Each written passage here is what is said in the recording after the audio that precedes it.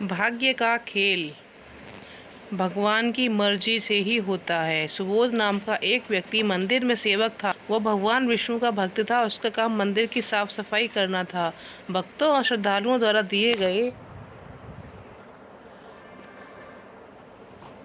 दान में से थोड़ा बहुत उसे मंदिर के पुजारी द्वारा दे दिया जाता था। इसी से उसकी गुजर बसर चल रही थी।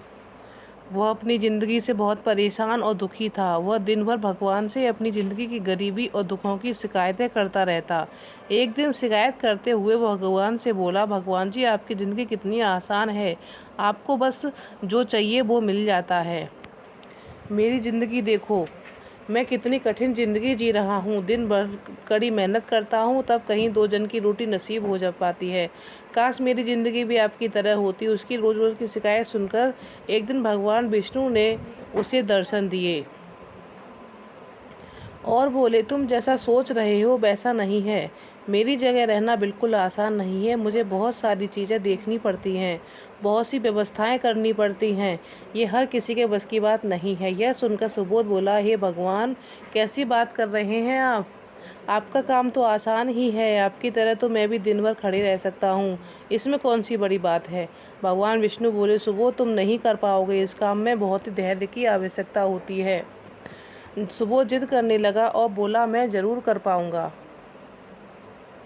आप मुझे एक दिन के लिए अपनी ज़िंदगी जीने दीजिए। आप जैसा बताएंगे मैं वैसा ही करूंगा। उसकी जिद के आगे भगवान मान गए और बोले, ठीक है, आज पूरा दिन तुम मेरी ज़िंदगी जियो। मैं तुम्हारी ज़िंदगी जीता हूँ, लेकिन मेरी ज़िंदगी जीने के लिए तुम्हें कुछ शर्तें माननी होंगी। सुबोध बोला, मैं आपकी हर शर्त मानने के लिए तैयार हूँ। भगवान विष्णु बोले, ठीक है, तो ध्यान से सुनो। मंदिर में दिन भर बहुत से लोग आएंगे और तुमसे बहुत कुछ कहेंगे। कुछ तुम्हें अच्छा बोलेंगे तो कुछ बुरा बोलेंगे। तुम्हें हर किसी की बात चुपचाप एक जगह मूर्ति की तरह सुनकर खड़े रहकर धैर्य के साथ सुननी है और उन पर कोई प्रतिक्रिया नहीं देनी है। सेवक मान गया। भगवान ने उसकी अपनी ज़िंदगी एक दिन के लिए आपस में बदल दी। सेवक भगवान की जगह मूर्ति बनाकर खड़ा, मूर्ति बनकर खड़ा हो गया। भगवान मंदिर की साफ सफाई का काम निपटाकर वहां से चले गए। कुछ समय बीतने के बाद मंदिर में एक धनी व्यापारी आया। भगवान से प्रार्थना करते हुए बोला, भगवान, मैं एक नई दुकान खोल रहा हूँ। मुझे आशीर्वाद दीजिए कि यह दुकान अच्छी तरह चले और मैं इससे अच्छा मुनाफा कमाऊँ।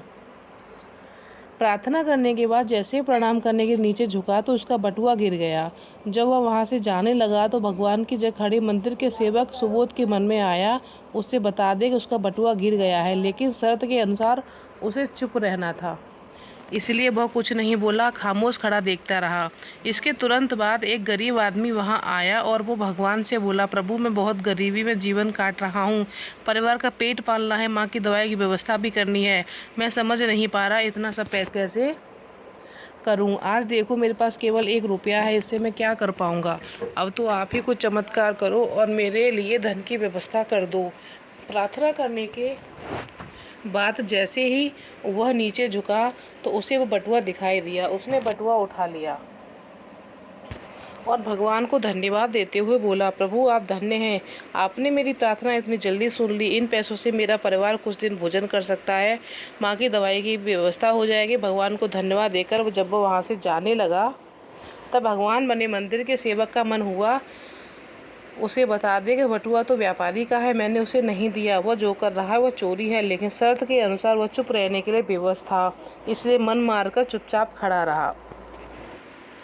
मंदिर में आने वाला तीसरा व्यक्ति एक नाविक था। 15 दिन के लिए समुद्री यात्रा पर जा रहा था। उसने भगवान से प्रार्थना की उसकी यात्रा सुरक्षित रही, वो सकुशल वापस आ सके। वो प्रार्थना कर ही रहा था, धनी व्यापारी वहां आ गया। वो अपने साथ पुलिस भी लेकर आया था। नाविक को देखकर पुलिस से बोला, मेरे बाद वह व्यक्ति मंदिर में आया है, जरूर इसने ही मेरा बटुआ चुराया होगा, आप इसे गिरफ्तार कर लीजिए। पुलिस नाविक को पकड़कर लेकर जाने लगी।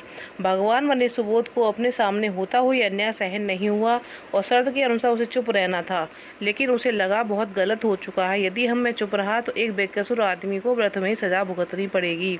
उसने अपनी चुप्पी तोड़ते हुए कहा, आप गलत व्यक्ति को पकड़ कर ले जा रहे हैं। इस व्यापारी का बटुआ इस नाविक ने नहीं बल्कि इससे पहले आए एक गरीब व्यक्ति ने चुराया है। मैं भगवान हूँ और मैंने सब देखा है।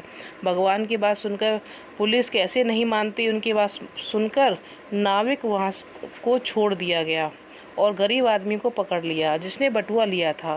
शाम को जब भगवान वापस आए तो सुबोध ने पूरे दिन का वृत्तांत सुनाते हुए उन्हें गर्व के साथ बताया, आज मैंने एक व्यक्ति को पुलिस को पकड़वा दिया। देखिए आपकी ज़िंदगी जीकर आज मैंने कितना अच्छा काम किया है। उसकी बात सुनकर भगवान बोले, ये तुमने क्या किया? मैंने तुमसे कहा था चुपचाप मूर्ति बनकर खड़े रहना, लेकिन वैसा न कर तुमने मेरी पूरी योजना पर पानी फेर दिया। उस धनी व्यापारी ने बुरे कर्मों द्वारा इतना धन कमाया है, यदि उसमें से कुछ पैसे गरीब आदमी को मिल जाते तो उसका भला हो जाता और व्यापारी के पाप भी कुछ कम हो जाते। जिस नाविक को तुमने इस समुद्री यात्रा में भेज दिया है वह जीवित वापस नहीं आ पाएगा। समुद्र में वहाँ बड़ा तूफान आने वाला है। यदि वो कुछ दिन जेल में रहता तो कम से कम उसकी जान बच जाती। सेवक को यह सुनकर एहसास हुआ कि वह तो बस वही देख रहा था जो उसकी आंखों के सामने हो रहा था। उन सब के पीछे की वास्तविकता को वह देख ही नहीं पाया, जबकि भगवान जीवन के हर पहलू पर सोच विचार कर अपनी योजना बनाते हैं। साधारण मनुष्य भगवान की योजनाओं को समझ नहीं पाते। जब हमारे पास कुछ गलत हो रहा होता है तो हम अपने धैर्य खोकर भगवान को दोष देने लगते हैं।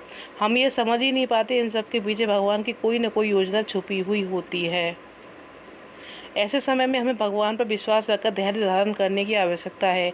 इसलिए चिंता न कर, यदि आपकी मर्जी से कुछ नहीं हो रहा है इसका अर्थ है कि भगवान की मर्जी से हो रहा है, और भले ही देर से ही सही मगर भगवान की मर्जी से सब अच्छा ही होगा। तो अगर आपको ये कहानी अच्छी लगी हो तो हमारे चैनल को सब्सक्राइब करिएगा, बेल आइकन को प्रेस करिएगा।